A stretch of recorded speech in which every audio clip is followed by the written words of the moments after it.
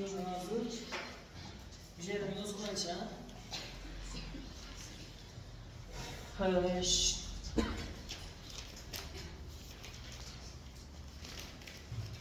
Tirik organizmlarning hujayralari oziqlanadi va o'sha hujayralar qanday oziq bilan oziqlanadi? Barcha hujayralar organik moddalar bilan oziqlanadi. Barcha hujayralar organik modda bilan oziqlanadi. Xo'p, bu o'simlik hujayrasi bo'lsin, xo'p bu hayvon hujayrasi bo'lsin, organik modda bilan oziqlanadi.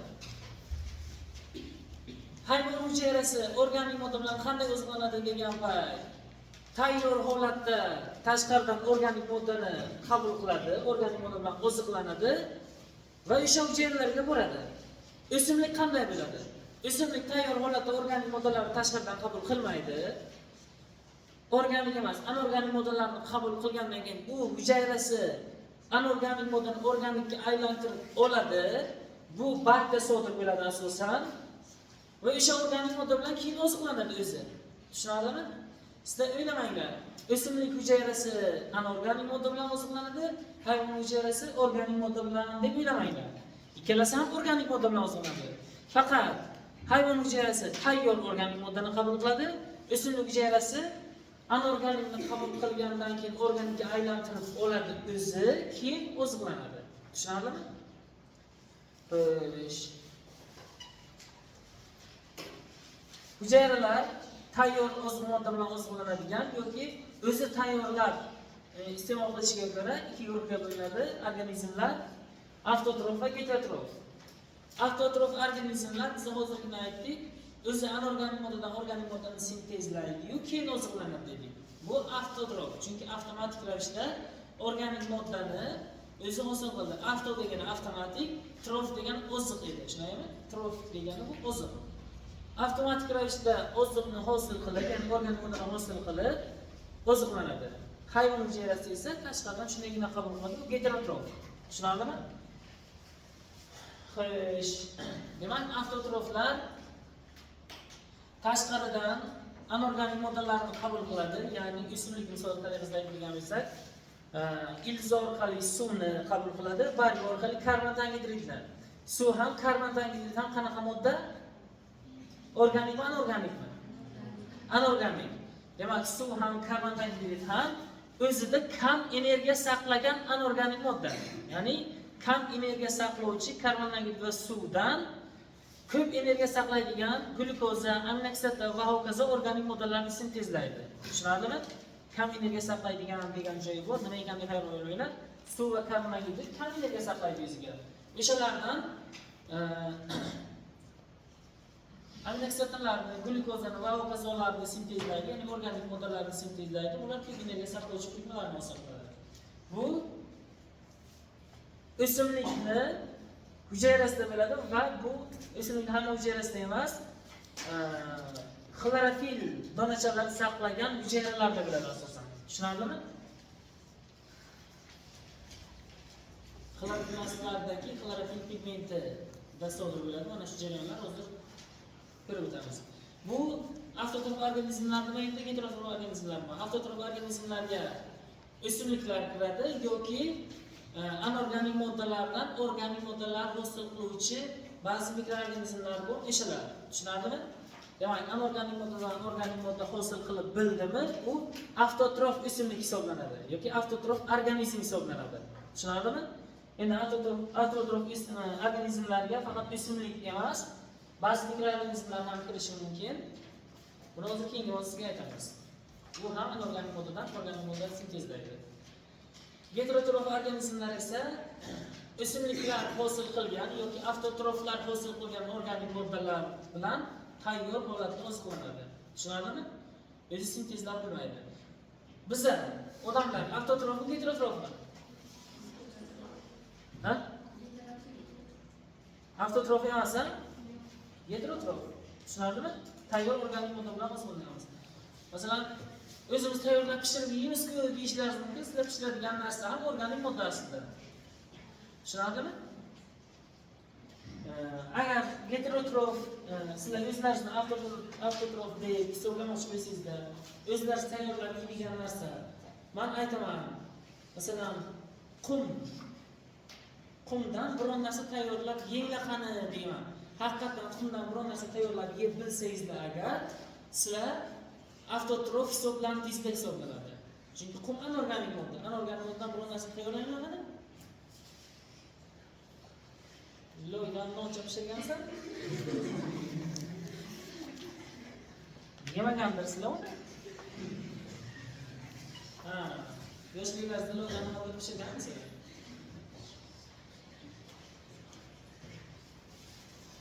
Yemaysiz. Xo'sh, demak, avtotrof va heterotroflarning farqiga boramizmi? Demak, tayyor organizm bilan oziqlansa heterotrof, anorganik moddadan organik modda hosil qiladiganlar esa avtotrof hisoblanadi. Avtotroflar fotosintezlovchi organizmlar hisoblanadi, ya'ni o'simliklar.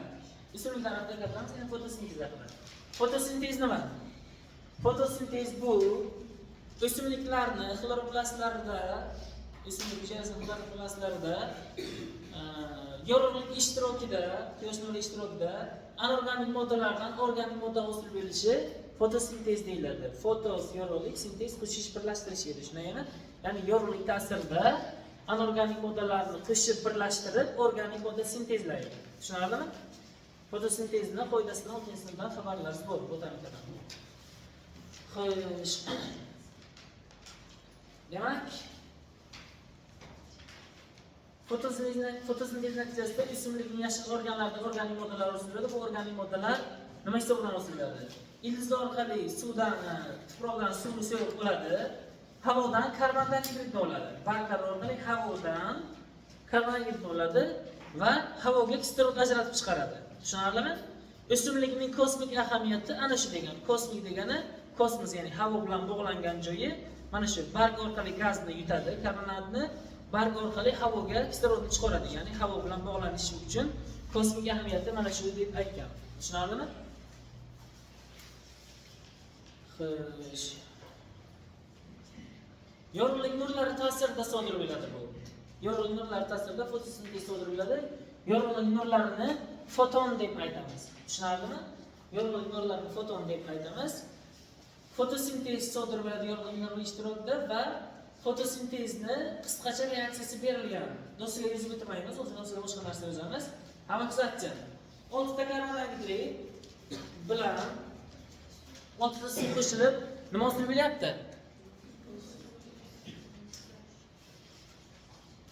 Glyukoza bilan kislorod. Ya'ni glyukoza bu organik modda, kislorod. Tushunarlimi? Demak, fotosintezning ahamiyatini shu yerdan ko'rib o'tiribsizlar. Ham foydali organik modda hosil qilyapti. U organik modda bilan barcha tirik organizmlar oziqlanadi. O'zi ham kerak bo'lsa, kislorod bilan esa barcha tirik organizmlar nafas oladi. O'zi ham nafas oladi kerak bo'lsa. Tushunarlimi?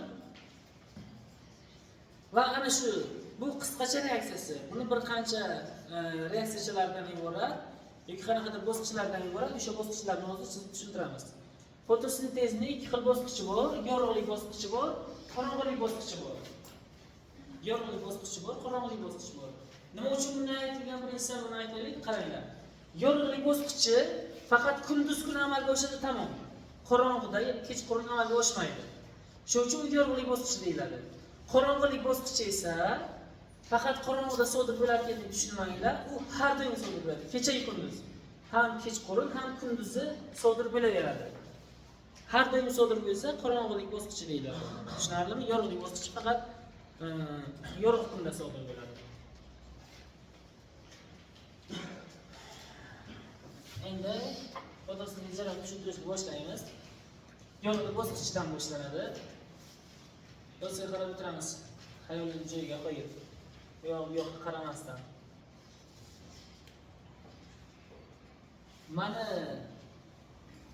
ko'zim xayolli joyida bo'lmagan kishiga beradi har doim.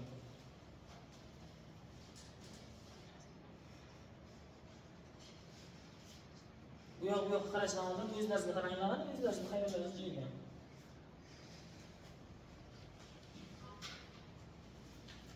Qaranglar, mana shu doskani kattasini barg deb tasavvur qilsak, bargni rasmini chizib o'tirmaylik, mana shu barg deb tasavvur qiladigan bo'lsak, bargda Xloroplastlar bor, ha?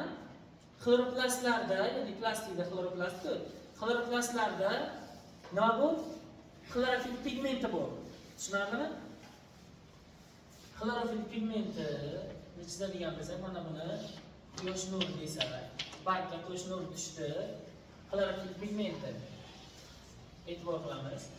Mana shu xlorofil pigmenti bo'lsa, xlorofil pigmentiga foton, ya'ni yorug'lik tushgandan keyin, yorug'likni foton deb aytgan.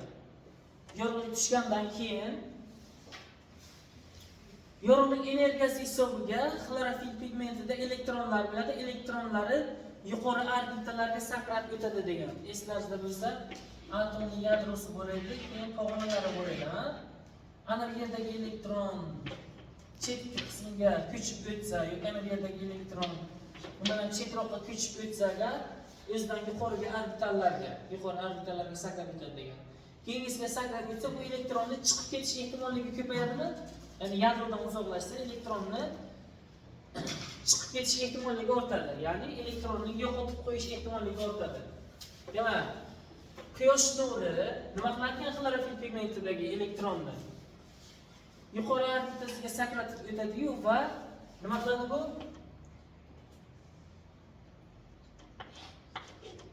Elektronni yo'qotadi. Tushunarlimi?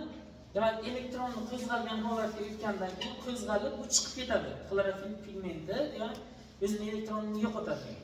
Demak, quyosh nurini, fotonlar vazifasi birinchi o'rinda xlorofil pigmentini elektronni qo'zg'atib chiqarib yuborish va suvni parchalash. Suv nimadan iborat? HOH, ya'ni H2O da bu. Tushunarlimi? HOH va H2O. Suv parchalansa agar yorug'lik ishtirokida OH- va H+. Mana shu narsa fotoliz deyiladi. Yorug'lik ta'sirida suvning parchalanishi fotoliz. Ya'ni fotos yorug'lik, lizis parchalanish. Suvni yorug'lik ta'sirida parchalanishi. Demak, quyosh nuri suvni parchaladi, xlorofilni elektronini qo'zg'algan holatga keltirdi. Tushunarlimi? Demak, xlorofilni elektronlarini birin-ketin yo'qotishni boshlaydi. Xlorofil elektronlarini yo'qotadi. Hammasini emas, ba'zi elektronlarni yo'qotishni boshlaydi-da. Endi nima bo'ladi?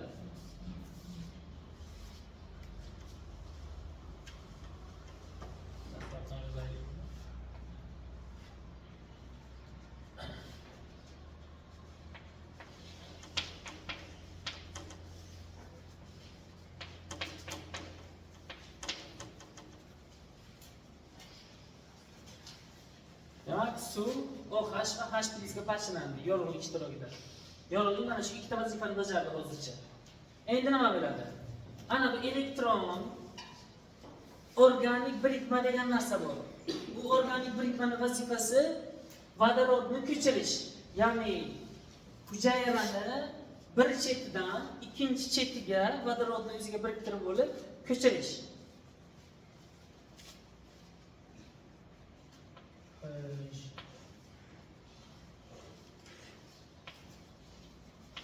Ana bu elektron organik birikmaga birikadi. Demak, xlorofilni qo'zg'algan elektronni organik birikmaga birikkandan keyin bu organik birikma qanaqa zaryadlanib qoladi? Minus zaryadlanib qoladi. Chunki elektron unga birikdi. Endi bu minus zaryadli organik birikma nima qiladi? Plus zaryadlining tortish xususiyatiga ega bo'ladi. Ya'ni nima bo'lyapti? Mana vodorodni biriktirib bo'ldi. Vodorod 0 bo'ladi o'sha paytga. Demak, organik birikma vodorodni biriktirib olishining sababi bu organik birikma minus saqlayapti. Minus ana bu plusni tortib olish xususiyatiga ega. Tushunarlimi? Nima deydi? Endi buni boshqacha qilib tushunarli aytadigan bo'lsak, organik birikma vodorodga aytyapti. Kel deyapti. Yo'q deyapti vodorod. Keyin yana aytyapti. Kel bitta narsa beraman senga deyapti. Nima beradi? xlorofildan olgan elektronni beraman deydi-da. Keyin H vodorod keladi, o'sha bitta narsa, ya'ni ana bundan olgan elektronni bergandan keyin bu minus 0 bo'lib qoladi. Tushunarlimi? Vodorodni aldab qo'ydi, shundaymi? Mana shunday tushuntirsak tushunashlaringiz mumkin. Tushundingmi? Demak, ana organik birikmani vazifasi vodorodni nol qilib hujayrani keyingi chekkasiga o'tkazib berish vazifasini bajaradi. Tushunarlimi? Vodorodni ko'chiruvchi organik birikma deymizda, buni vodorodni bu yoqdan bu yoqqa ko'chirib yuradi. Tushunarlimi?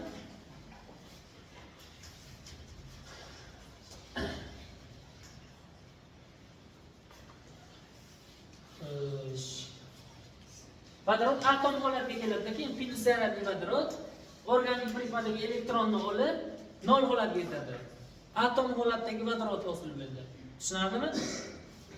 Endi bu organik birikma mana bu yoqqa keladi-yu. Mana bu yoqqa kelgandan keyin ana bu vodorodni san boraver shu yoqqa, men boshqa vodorod olib kelaman deb bu yoqqa keladi. Nima uchun to'g'ridan to'g'ri bu yoqqa keldi, ana bu yoqqa kelmadi? Qaranglar bu yoqqa. Ana vodorodga elektronni berib, aldab bu yoqqa olib keldi, keyin qo'yib yubordi vodorodni. Endi qaytib vodorodni olish uchun bu yoqqa qaranglar. Mana bu joyga kelmasdan, mana bu yoqqa kelyapti. Mana bu yoqqa kelib vodorodni boshqatdan yana olaversa bo'ladi-ku. Ha, aldashga narsasi yo'qmi bura? Ana bu yoqqa keladi. Ana bu elektronni oladi. Qaranglar, ana bu elektronni oladi, yaxshilab qaranglar. Bu elektron bilan kelib vodorodni aldab yo'q olib kelib tashlab ketadi, yana shunday qilaveradi. Qaranglar. Bu vodorod suv ta'sirida tinmasdan hosil bo'ladi. Bu vodorod yo'q edi-ku. Qanday paydo bo'ldi yana qaytib deyishlaringiz mumkin. O'simlikni hujayrasida, barg hujayrasida-ku bu. Suv tinmasdan kelaveradi-ku, suv doimo bor. Suv quyoshning o'rtasida doimo mana shu narsani hosil qilib turadi. Tushunarlimi? Ana buni katta ko'pchakka olib qo'yay. Ko'pchakka olmaylik buni. Qo'shilib qolmasa ana bu organik birikma bilan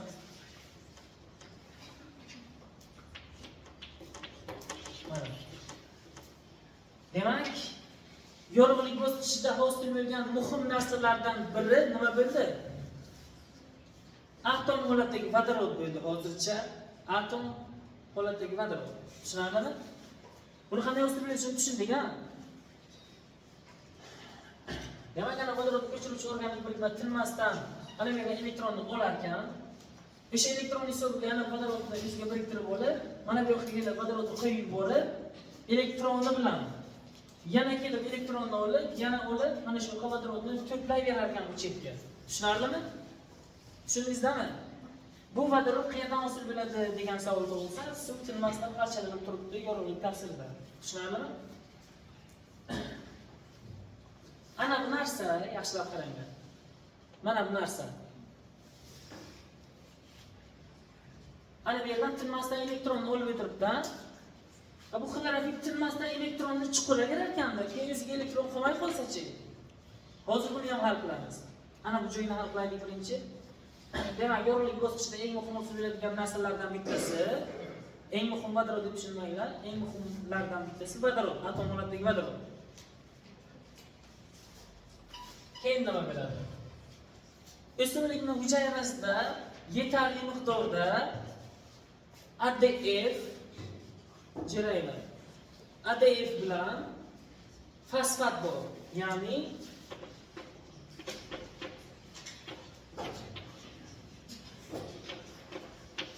ana bu ADF, ana bu fosfat. Ana ADF, adenozin difosfat bilan fosfor, ya'ni fosfat kislota bor. Ana shu doimo bor va bular birikishi kerak. Bular birikishi kerak. Biza nima degan edik? Moddalarni birikishi uchun nima kerak? Energiya kerak. Kartani qilinglar. Birikishi uchun energiya kerak bo'ladi. Demak, o'simlik hujayrasida har doim ADF va fosfat bor. Nima bo'ladi endi? Qaranglar. Ana fosfat kislota schematik tarzda chizyapmiz. Diabet ko'rgazmaga o'xshatib. Ana fosfor, ana fosfat kislota. Qaranglar. Ana bu ATF. Adenozik difosfat. Deb tasavvur qilinglar. Qaranglar. ADF. Ana fosfat kislota. Mana bu, mana bu biriksa, ana bu joy biriksa. Nima hosil bo'ladi? Nima hosil bo'ladi? Fosfat, fosfat, fosfat. Nima? Ana bu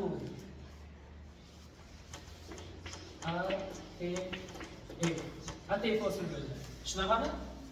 Endi buni birikishi ana buni elektron energiyasi hisoblanadi. Ana bu elektron o'zining energiyasini bunga beradi, shu hisobdan birikadi. Tushunarlimi? Demak, xlorofinni qo'zg'algan elektronni tinmasdan chiqib, vodorodni ko'chiruvchi organik birikma birikib vodorodning bu yoqqa tengilishini ta'minlab turar ekan va bundan tashqari ADF va fosfat kislotasidan ATF hosil qilishda sarflanib turar ekan. Tushunarlimi? Sarflanib turar ekan. Bu narsa bu jarayon uchun sarflanadi, keyingi jarayon. Qisqasi, mana narsa hosil bo'ladi. ADF va fosfat kislotasidan ATF hosil qilishda ishtirok etar ekan, nimaning energiyasi? Xlorofinning elektronining energiyasi. Tushunarlimi? Demak, yorug'lik bosqichida hosil bo'lgan muhim narsalardan yana biri ATF ekan. Tushunarlimi? Bu nima uchun kerakligini hozir aytamiz.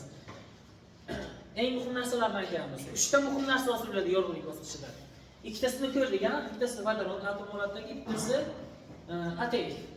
ATF o'zida nima saqlaydi? Energiya saqlaydi. O'sha energiya kerak bo'ladi o'zimizga. Qarab o'tiring endi. Bu elektronni tinmasdan yo'qotib tursa, elektronni yo'q bo'lib qolmaydimi deyish mumkin. Ana bu elektron bor-ku. Mana shu elektronni bu o'ziga olib turadi. Ya'ni suvni fotolizidan hosil bo'lgan OH- degan OH elektron bor. Xlorofil o'zining elektronini o'rnini nima hisobdan to'ldirib turar ekan? Suvning OH-ni elektroni hisobdan. Va OH nima bo'lib qoladi? OH. Elektron yo'qotgandan keyin OH 0 bo'lib qoladimi? Tushunaymi? 0 holatdagi OH beqaror bo'ladi. 0 holatdagi OH beqaror bo'ladi va bular bu H2O va O2 hosil qiladi. Demak, OH beqarorligi uchun bir qanchasi, ya'ni tenglashtirsaga 4 ta. 4 ta OH birlashib ikkita suvni kislorodni hosil qiladi. Molekulyar holatdagi kislorod. Tushunarlimi? Molekulyar holatdagi kislorodni hosil qiladi. Nechta aylanish chizdik? Demak, eng muhim yorug'lik bosqichida hosil bo'lgan eng muhim narsalar molekulyar kislorod, atom holatdagi vodorod va energiyaga boy bo'lgan birikma ATF hosil bo'ladi. Bu yorug'lik bosqichida hosil bo'lgan eng muhim narsalar. Tushunarlimi? Bu vodorodni nima hisobiga o'ziga biriktirib olib yo'qqa etib tashadi? ATF bilan fosfat nima hisobiga birikdi? Tushundingizmi? Buni elektronni nima uchun qo'zg'aldi? Yorug'lik ishtirokida. Tushundingizmi? Suv nima uchun parchalandi? Tushundingizmi? Yorug'lik ishtirokida. Tushunaymi? Bu elektronni yo'qotib berib, elektronsiz qolib ketmadimi? Buni ham tushundingizlar, ha? Ana beqarorligi uchun ana bu qanday hosil bo'lganini ham tushundingizlar, ha? Demak, yorug'lik bosqichida mana shu jarayonlar sodir bo'lar ekan. Tushunarlimi? Yana bitta ma'lumotni aytgan keyin bu o'simlikni xlorofil pigmenti ishtirokida, ya'ni xloroplastlarda sodir bo'ldi. Xloroplastlarda demak ATF hosil bo'ldi. Shu o'simlikning mitoxondriyasidan ATF hosil bo'ladi. Biz bundan oldingi mavzuga hozir ko'rdikku, 8 ta ATF hosil. Bu o'simlik mitoxondriyada sodir bo'layotgan edi. Ana bu xloroplastda sodir bo'ladi. Demak, xloroplastlarda ham ATF hosil bo'lar ekan. bu mitoxondriyalarda hosil bo'lgan ATFga nisbatan 300 marta ko'p. Tushunarlimi? Yaxshilab eslab qo'yinglar, masalaga tushgan bu narsa ham. Endi masalaga necha marta ko'p deb oddiygina so'rab qo'ymagan. Masalaga bergan sizlar qanaqadir fikrlar 30 ga ko'paytirib, keyin qayergadir qo'yib, hisobda davom etib ketishlaringiz kerak. Mana shuni jumbo qilib qo'yganda 30 marta ko'payadi.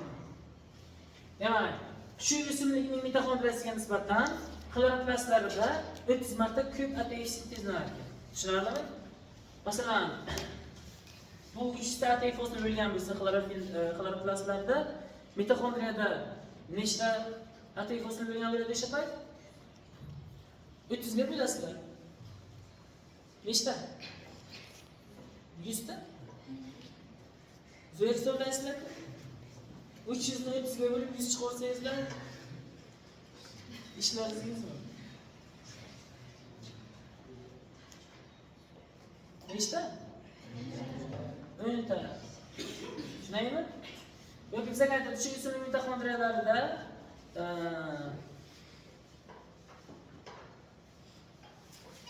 5 ta ATF hosil bo'lsa, xloroplastlarda qancha ATF hosil bo'ladi desa? Ha? 5 ga 30 qilasiz, shunaqami? Endi bunaqa hisoblarni bermaydi-yu, sizlarni shunday tarzda hisob kitobni shu bosqichdan bosib o'tasizlar, hisob kitob jarayonida. Tushunarlimi? Ha, eng muhimi yorug'lik ishtirokidan mana shu jarayonlarning hammasi sodir bo'ldi va 3 ta muhim narsa hosil bo'ldi. Manipulyatsiyalar, atomologiya vodorod va ATF hosil bo'ldi. Tushunarlimi?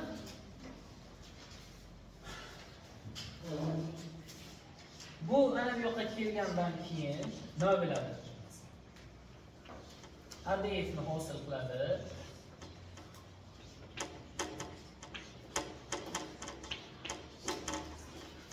Ya'ni nima bo'ldi bu? Ana bu yerdagi energiya ana ATF bilan fosfatga qaytib parchalandimi? Parchalangan paytda nima hosil bo'ladi? Energiya. Demak, ana bu yoqqa ana bu energiya ketdi. Energiya. Tushunarlimi? Endi bu shunday qaytib bu yoqqa keladi-yu. Xlorofil elektronning energiyasi esa qaytib birikib mana bu yoqqa kelib energiyani bu yoqqa yetkazib beradi. Qisqasi qaranglar. Yorug'lik energiyasi ta'sirida bu qo'zg'alib ana bu yerda haqiqiy energiyaga aylandi, kimyoviy energiyaga. Tushunarlimi? Yorug'lik energiyasi ATF energiyasiga aylandi. Xlorofil ishtirokida. Tushundingmi? Mana shu ham tilmasdan sodir bo'laveradi. Demak, ATF ya'ni energiya o'chishi kerak. Vodorod atom holatdagisi kerak. Qorong'ulik bosqichi uchun. Tushunarlimi? Demak, yorug'lik bosqichida 3 ta narsa hosil bo'lar ekan. Molekulyar holatdagi kislorod bu barq oksidalar orqali havoga chiqib ketadi. Tushunarlimi? Qolgan 2 ta narsasi, ya'ni atom holatdagi vodorod bilan ATF ning energiyasi qorong'ulik bosqichi uchun sarflanadi. Tushunarlimi? Qorong'ulik bosqichi uchun sarflanadi. Mana shu yorug'lik bosqichi edi. Tushundingmi yorug'lik bosqichida? Oddiygina mana shu fotosintez jarayoni yorug'lik bosqichi. Qorong'ulik bosqichida nima bo'ladi? Atom holatdagi vodorod bilan karbon angidrid reaksiyaga kirishadi. Karbon angidrid qayerdan kelgan? Barq oksidalar orqali havodan kelgan. Tushunaymi?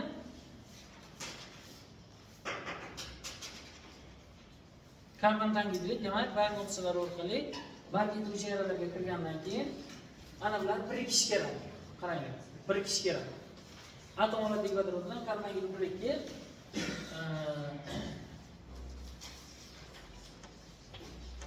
C6H12O6 hosil bo'lishi kerak. Lekin biz ham moddalarni o'z-o'zidan birikmaydi degan edik. Modda birikishga nima kerak? Energiya kerak. Parchalanganda nima bo'ladi? Energiya chiqadi. Ana endi bularning birikishi uchun ana energiya. Tushunarlimi? Demak, yorug'lik bosqichida hosil bo'lgan vodorod havodan kelgan karbon bilan birikish uchun sarflanadi, lekin bu o'z-o'zidan birikmaydi, energiya hisobidan. Bu energiyani qayerdan olgan edi? Yorug'lik bosqichida ATF hosil qilib bergan energiya. Tushunarlimi? Hamma tushundimi? Mana shular tushunayaptiki, CO2 ya'ni bu nima? Qorong'ulik bosishda o'zilgan eng muhim narsa. Uglevod. Shu uchun buni uglevod sintezi deb ham aytiladi. Tushunarlimi? Uglevod sintezi. Qorong'ulik bosishda nimalar qatnashyapti?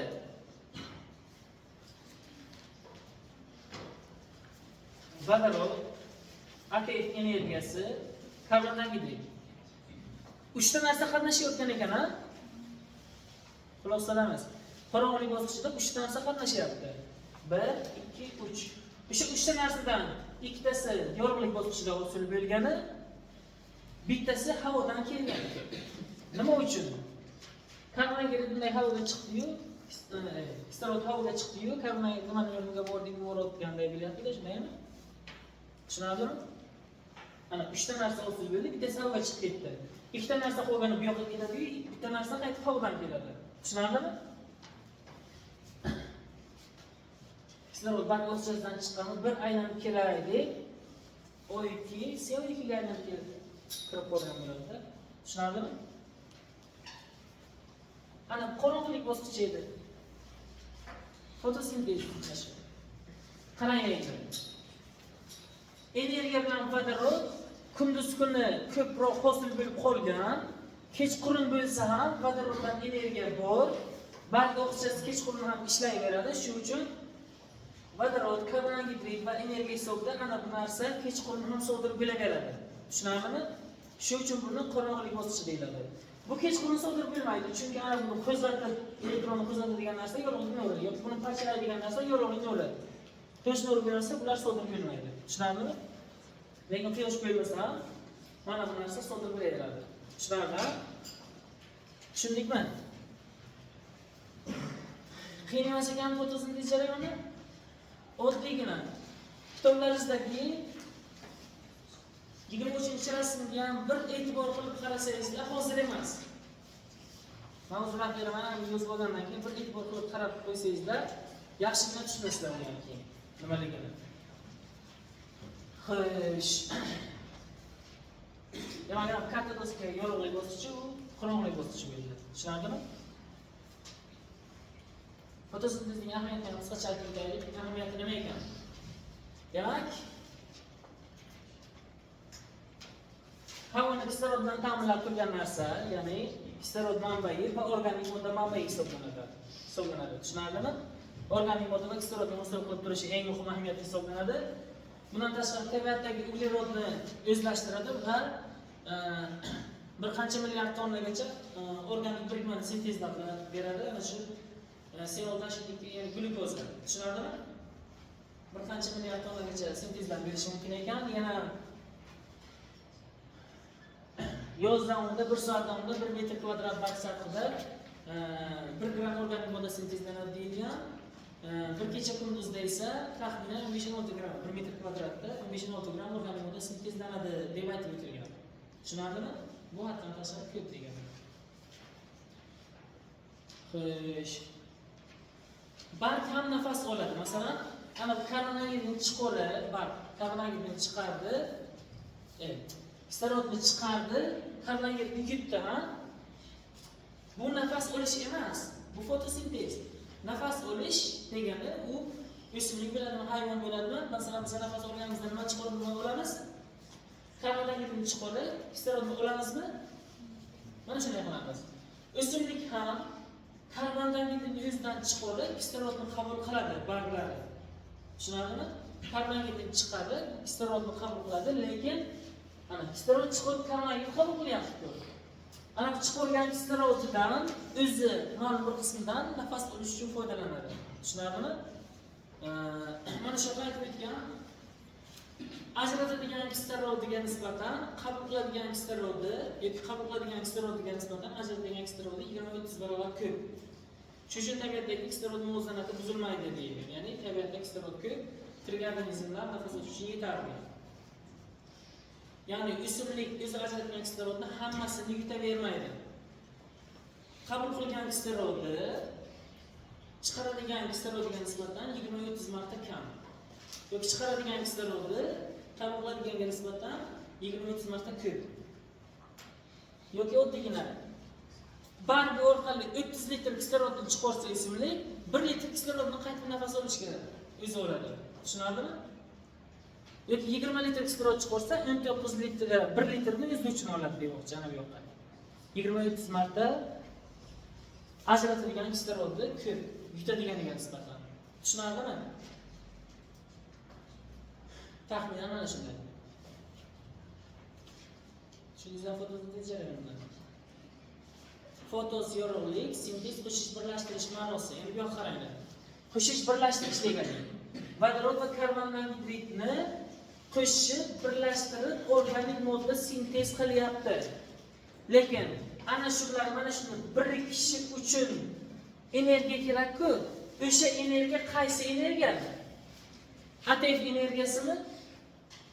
ATF energiyasimi? Lekin ATF energiyasi asli qaysi nimani energiyasi bo'lgan? Xlorofilni qo'zg'algan elektronning energiyasimi? Ana buning energiyasi qaysi energiya bo'lgan asli? Yorug'lik energiyasi. Demak, ana bu energiyaning asli kelib chiqishini shunday bo'lsa agar quyosh energiyasi bo'lyapti. Tushunarlimi? Yorug'lik. Shuning uchun fotos yorug'lik ishtirokida qo'shish birlashtirish sodir bo'lyapti. Lekin quyosh nuri to'g'ridan to'g'ri bunga ta'sir qilmasdan mana bunaqa jarayonchalar bilan ketyapti. Tushunarlimi? Baribir asli quyosh nuri. Tushunarlimi? Chunki quyosh nuri bo'lmasa mana shular sodir bo'lmaydi va bu narsa sodir bo'lmaydi. Tushunarlimi? Keyingi mavzuni ham shu joyingizga birdaniga aytib o'tamiz. Chunki uni o'zlaringiz o'qib bo'lsangizlar tushunasizlar. Ozgina tushunadigan joylaringiz bor. Mana buni tushungan bo'lsangizlar, tezgina tushunib olasizlar uni. Fotosintez degani mana shuni yorug'lik qo'shib birlashtirib sintez qildimi? Hemosintez degani, bu ham sintez so'zi bor, e'tibor qilsangizlar, mana bu narsa bor. Uni qo'shib birlashtirib mana bu narsani sintez qildi. Tushunamizmi? Hemosintez degani ximiya, ya'ni kimyoviy reaksiya natijasida energiya ajralib chiqadi. Ana bu energiya qanaqa reaksiyalar natijasida ajralib chiqdi? Quyosh energiyasining reaksiyalari natijasidami? Lekin qanaqadir kimyoviy reaksiya sodir bo'ladi? Qanaqadir kimyoviy reaksiya sodir bo'ladi? U reaksiyalardan energiya ajralib chiqadi va o'sha energiya hisobiga mana bu narsa sodir bo'ladi. Tushunarlimi?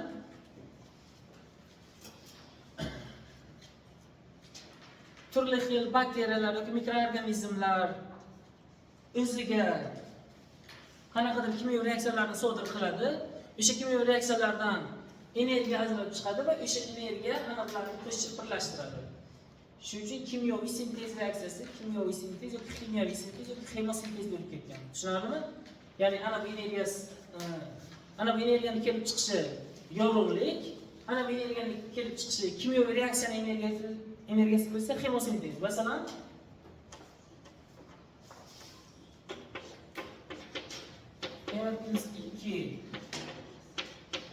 temir plus 3 ga aylanib plus Q deb ifodalaydigan bo'lsak, mana bu plus Q ni energiya. Mana bu energiya kimyoviy reaksiyadan ajraldimi? Ana shu energiya hisobidan xuddi ana shu jarayon sodir bo'ladi. Xuddi ana shu jarayon sodir bo'lsa, ana bu narsani ximiyaviy sintez, ya'ni hemosintez bo'ladi deymiz. Tushunarlimi? Fotosintez kabi, fotosintezning qorong'ilik bosqichi kabi lekin. Faqat fotosintezdan farqi ana bu energiya, mana bu energiya. Kimyoviy reaksiyadan ajralgan energiya. Lekin bu yorug'lik nurining energiyasi edi, bu asli kelib chiqishi. Tushunarlimi? Yoki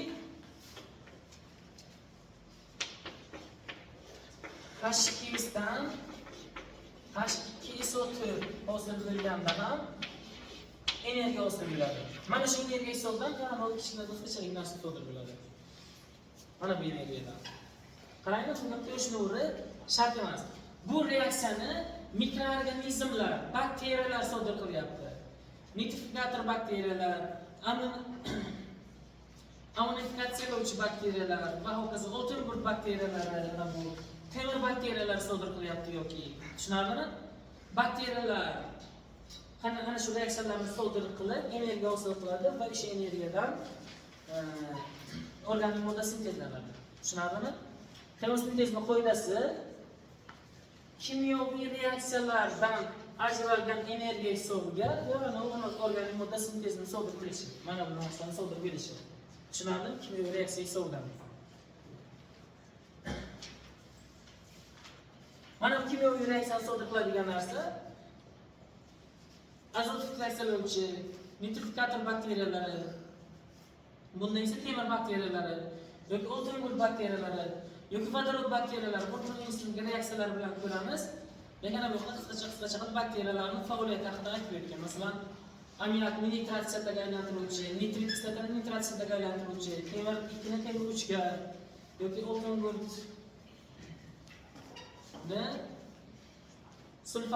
sulfidni sulfatga aylantiruvchi bakteriyalar haqida qisqacha aytib o'tgan.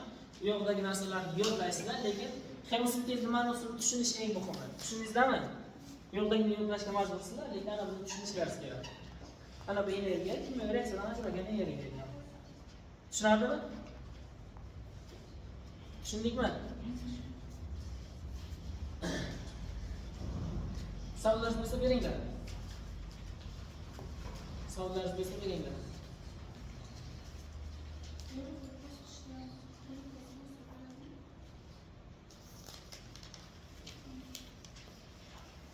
Yorug'lik bosishda 3 ta asosiy bo'ladi. 1, 2, 3. Tamam. Yo'q, sen savolingni tushunishim bo'yicha unday demoqchi emassan. Kunduz kuni mana shular hosil bo'lib, hosil bo'lmasdan turib, kechqurun bo'ldiki, mana shu zaxiradan mana hosil bo'la boshlaydimi demoqchi bo'layotganday bo'lyapsan-da. Yo'q. Ana bu narsa hosil bo'lishi, yorug'lik bosishi demadi, kunduz kuni, kechqurun kuni deydi. Kunduz kuni ham, kechqurun ham sodir bo'laveradi. Kechqurun ham, kunduz ham sodir bo'laveradi. Endi yana bitta savol tug'iladi sizlarga. Mana bu narsalardan kunduz kuni mana shu narsa hosil bo'lsa, kechqurun ham sodir bo'ladi deydi. Lekin kechqurun ana bu narsa sodir bo'lmaydi. Mana bu narsalar yo'q, qanday hosil bo'ladi degan savol tug'ilganday bo'lyapti sizlarga. Shu uchun shunaqa savol bo'lyapti senga. Lekin mana bu narsa yorug'lik bosishida shunaqangi ko'p hosil bo'ladiki, kunduz kuni mana shulardan mana shu narsani hosil qilishga ulgurmaydi, ana bulardan qolib ketadi ancha. To bugunsi ertalab ko'z chiqquncha qolgan narsalardan mana shu sintezlanaveradi. Tushunarlimi? Ya'ni ana buni hosil bo'lishi tez bunga nisbatan. Agar ikkalasi tezligi barobar bo'lsaydi, kunduz kuni bu sodir bo'lardi, o'sha hosil bo'lgandan darrov hosil bo'lib, kechqurundan olib bitirardi. Lekin bu sekin sodir bo'lganligi uchun bundan zaxira nisbatan ancha ko'p, kechqurun to ertalabgacha hosil bo'laveradi. Kerak bo'lsa 2 kun quyosh chiqmasa ham sodir bo'lishiga ham yetadi. Lekin qorong'i joyda suvni ko'p saqlab qo'ysa, keyin qurib ketadi-ku, ancha vaqt. Demak, ana bu narsalar endi yetishmovchilikni boshladi, keyin qurishni boshladi degani bo'ladi. Tushunarlimi? Kunduz kuni ham deb savol berish kerak. Qorong'ilik bosishi, yorug'lik bosishi deb emas. Savollarimiz.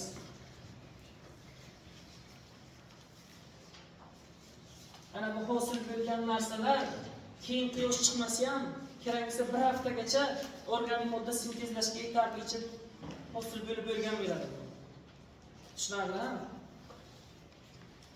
Bu o'zgina o'shandan darrov sintezlanib turmaydi.